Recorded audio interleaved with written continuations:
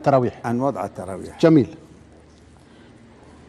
أولا الاسم في حد ذاته التراويح هو مبتدع. مبتدع. لا، ليس هناك في الإسلام ما يسمى تراويح، ما في، لا في زمن الرسول ولا نعم. في زمن أبو بكر ولا في زمن عمر نفسه. نعم.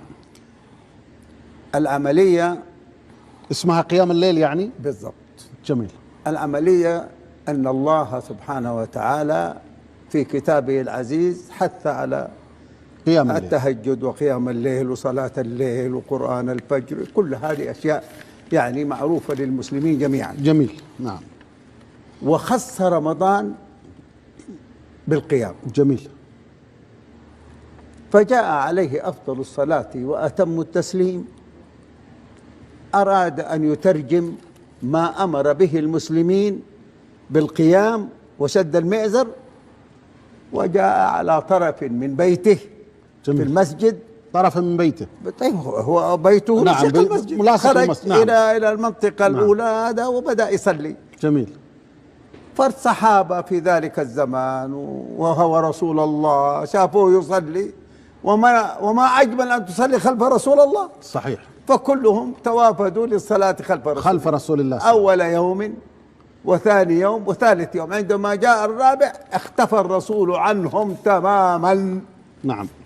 معناته إيه؟ خشي أن تفرض. معناته خشي أن تفرض كما قال، وكما قالت ستنا عائشة أيضا عنه.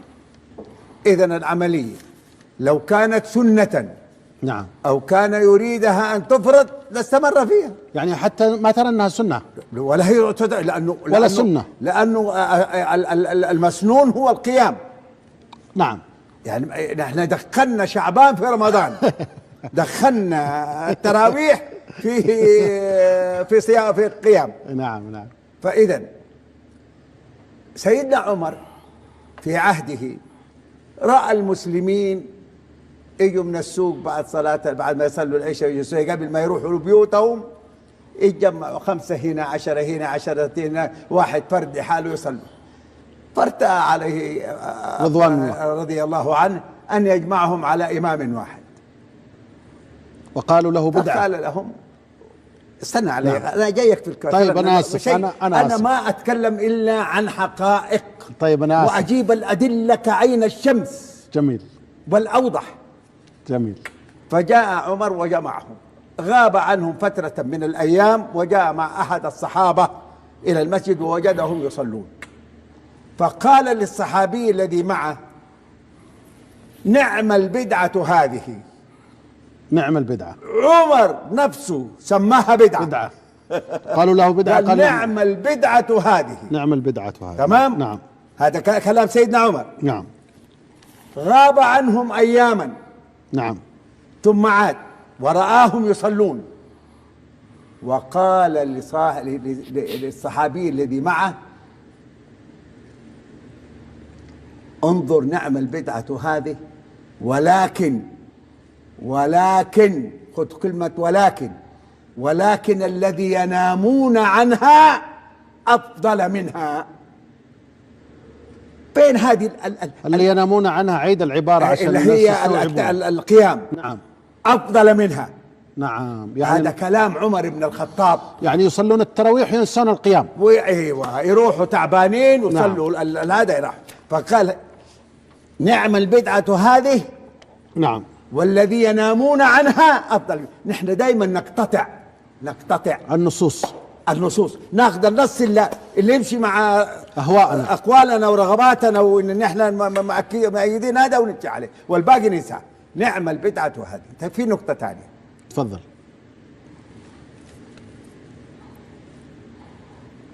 كل تطوع ليس بواجب. كل تطوع ليس بواجب. نعم. التطوع ليس بواجب. نعم. إن شئت عملته وإن شئت لم تعمل. صح ولا لا؟ نعم. هذه واحدة. 2، أفضل صلاة المرء في بيته إلا المفروضة، إلا المكتوبة. نعم. يعني الأفضل للإنسان أن يصلي في بيته كل صلاة إلا المكتوبة في المسجد، اللي هي الصلاة الفروض اللي الخمسة، هي الفجر والظهر والعصر الفروض الخمسة. نعم. فإذا لا يمكن أن نأتي بصلاة ليست مفروضة ونصليها بالمسجد ونعمل لها خيام ودنيا. يعني نحن خرجنا عن كل قواعد